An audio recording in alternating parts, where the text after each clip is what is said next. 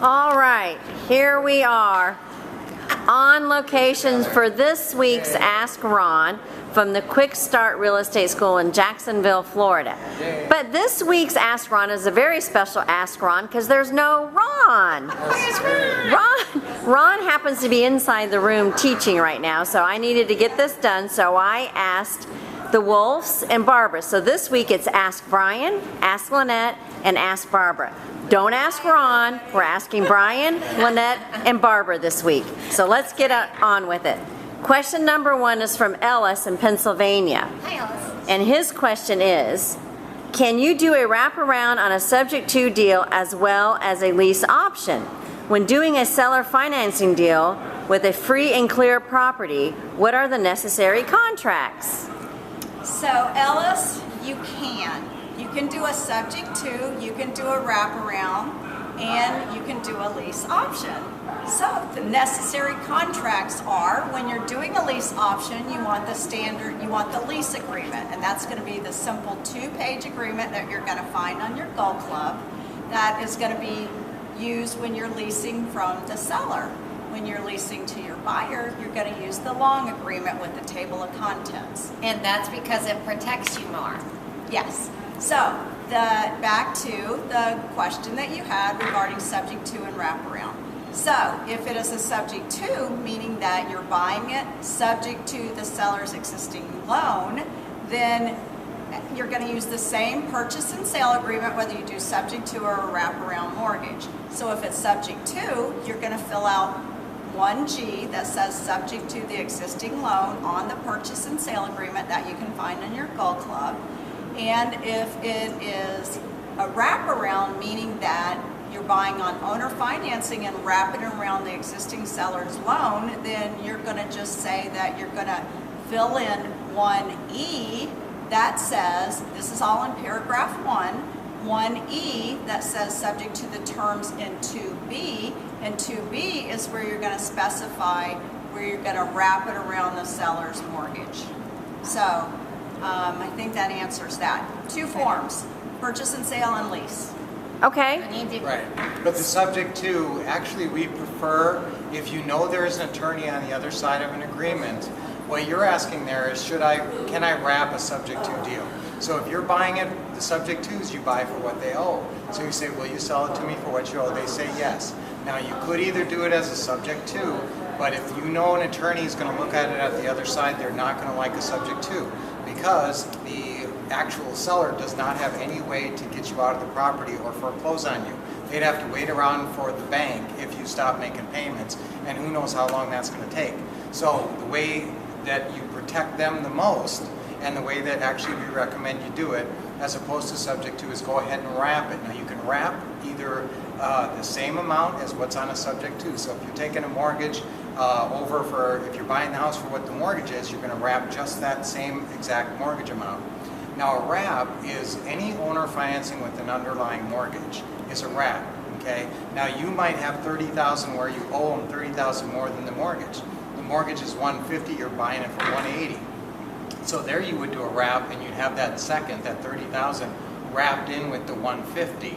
And so that would be one mortgage with one payment. And your lawyer, when you do a wrap, has to create a new note and a new mortgage between you and the seller. So that's how that works. The easiest way to think of this as subject to is just buying subject to the loan. A wrap is specifying when you're going to pay them off.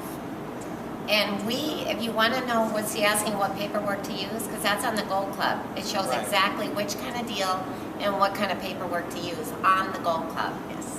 Okay. The next question is from Randy in Massachusetts. Hi, Randy. I promise we'll be much shorter on this one. Very short. So Randy's question is, while being licensed, the alternative is to get the listing as opposed to the option and acts if they don't agree to terms. In other words, it eliminates the option and acts when you are licensed. Is that correct? I got this one. Okay. So as you know, I have my broker's license in 3 different states simultaneously.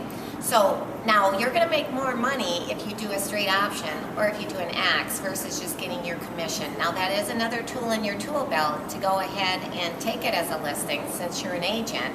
but then you only get like the 3% commission or whatever. So we would recommend, don't you think?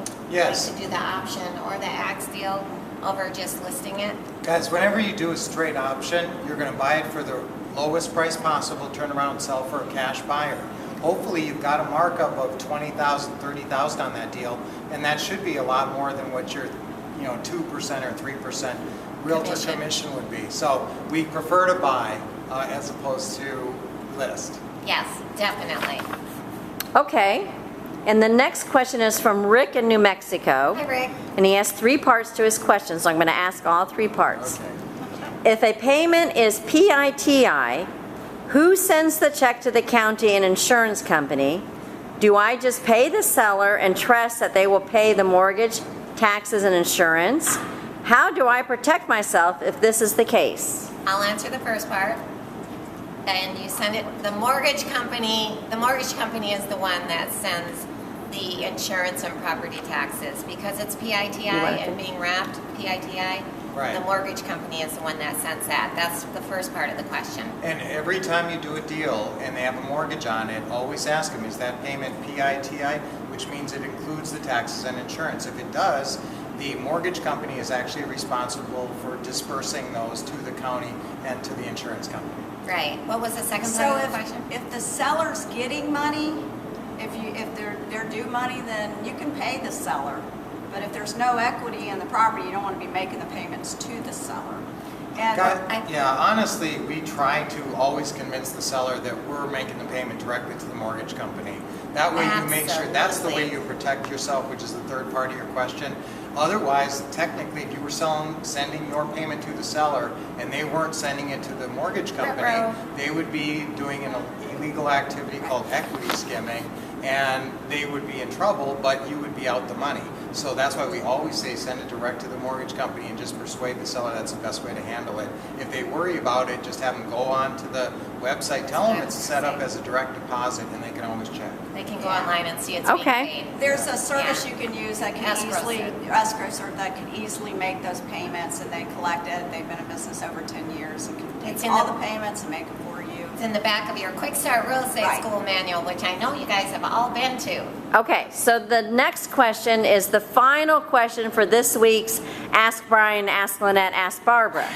So this question is from Adam in Nebraska. Hiya. And he is asking, I have received good initial feedback on a few FSBOs that have been sitting for 3 months after a local investor fixed them up.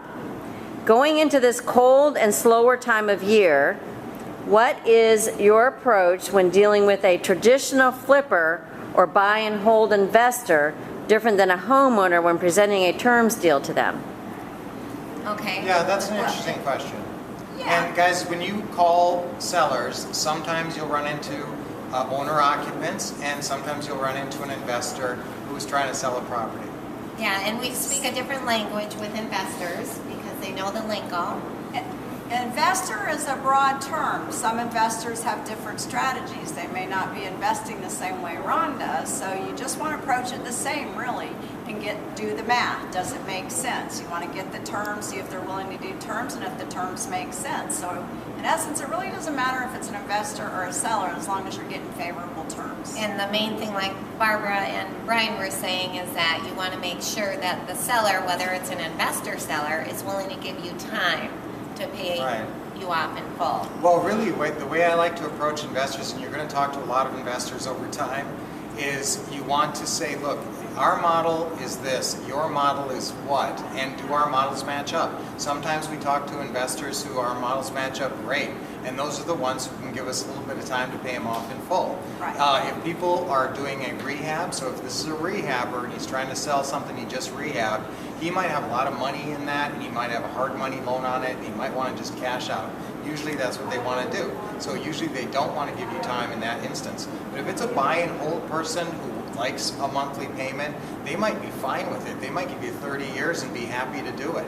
So sometimes your buy and hold strategy investors may match up better with you, but just ask people because you never know. There are some people who do rehabs who are plenty good with getting a monthly payment as well. So.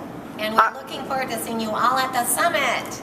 Yes, and Merry Christmas, everybody. Happy holidays. It's coming Did- up. Yes.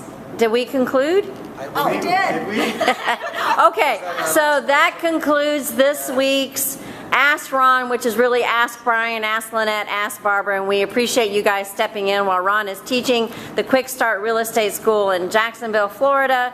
And again, Lynette, we want everyone to come where? To the summit. Yay! Yes, so if you And haven't... thank you, Nikki, for doing the great camera work. Yes, As always. behind the scenes. Yeah. So signing off for this week's Ask Ron, which is Ask Brian, Ask Lynette, Ask Barbara. Thanks, guys.